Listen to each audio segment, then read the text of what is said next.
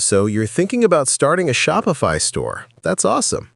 But before you jump in, here are 10 things you should absolutely know that'll save you time, money, and frustration. All right, let's start with number 1. Shopify isn't a get-rich-quick button. You'll see a lot of YouTubers saying you can make thousands overnight, but that's not how it really works. Shopify gives you the tools, but you still need effort, research, and patience to make it work. Number 2, don't try to sell everything. Focus on one niche that people actually care about. If you try to target everyone, you'll end up reaching no one. Number 3, always test your idea before launching your store. Check Google Trends, TikTok, and even Etsy. See what's already working for others. Number 4, product photos matter more than you think.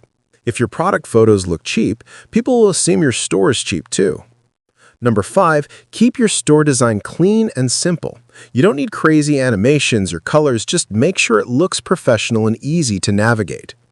Number 6, write product descriptions like you're talking to a real person. Forget boring technical lines, just explain why someone should buy it. Number 7, don't ignore your shipping settings. Nothing kills a sale faster than high shipping costs showing up at checkout.